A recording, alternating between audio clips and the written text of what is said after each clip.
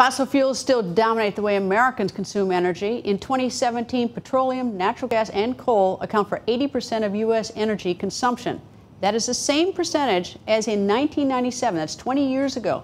So what will the next 20 years look like? Joining us to analyze is Nick Loris, a research fellow at the Heritage Foundation, and David Livingston, Deputy Director for Climate and Advanced Energy at the Atlantic Council. Gentlemen, welcome both of you. So it seemed like neither Secretary of Energies wanted to go too far out on the line and predict the future, but I'm still going to ask. So I'm going to ask you, Dave, what's next 20 years? Prognostication is a difficult endeavor, Greta, but I'll say there are a few things that seem to be pretty clear about the next 20 years. Number one, we're going to be using more energy globally. The United States, we're going to probably be fairly flat, but globally we're going to use more energy. Secondly, we're going to use more electricity. Electricity will become more of a platform. We're going to see transport, for example, start to move and merge into electricity as we get more electric vehicles, alternative fueled vehicles on the road. Third, we're going to need more flexibility from our grid as we have a more diverse panoply of resources that we need to orchestrate in a coherent way to minimize costs for consumers. So that means that we have to accommodate large baseload sources of energy like nuclear plants or natural gas plants at the same time that we're accommodating increasing amounts of small distributed renewable generation resources like solar panels on roofs, for example. Nick?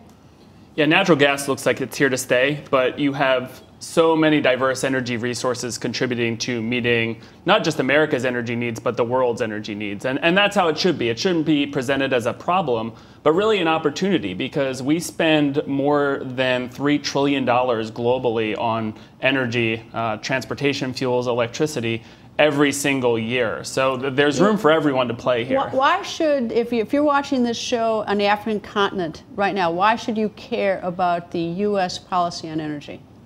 Because it's really about access and choice. And the more that we supply, that's more access and choice to our friends and allies around the world. And when you have more than 1.4 billion people without access to affordable, reliable energy, the more innovation that we can have on all fronts, natural gas, the renewables, nuclear, that's going to help grow standards of living around the world and raise people out of poverty levels. But if I could just say, it's not just that you should care about U.S. production policy, right, when it comes to energy. You should also care about U.S. innovation policy.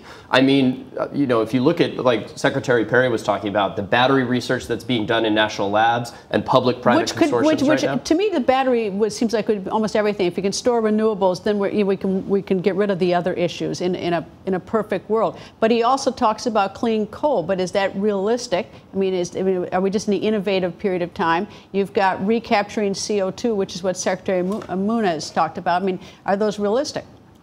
Clean coal, or what's more accurately, I think, described as carbon capture and utilization, or carbon capture and storage technologies for coal, I'm not ruling them out. I think that there's great research being done, and there's an exciting new tax credit actually here in the United States put through Congress in a bipartisan manner to support carbon capture research. The onus is on coal, though. The onus is on the energy industry to prove that that it will work at scale and at cost, as Secretary Moniz said. Secretary Perry talked about the Holy Grail being the battery. That's where my attention is. You know, what are your thoughts on that? Are we anywhere near doing the type of storage that we're going to need? I do. I think anywhere near could be decades at the same time, though. But again, this gets back to getting the regulations right to allow battery technologies to compete in markets that are highly regulated now and are catered to this baseload electricity, where you have more decentralization happening, when you have more access to choice, you can see a lot of potential for solar and battery storage integrating into the market, and we have more microgrid opportunities. Texas is a perfect example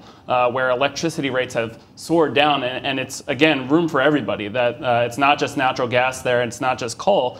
You're seeing a penetration of renewables at really exciting rates.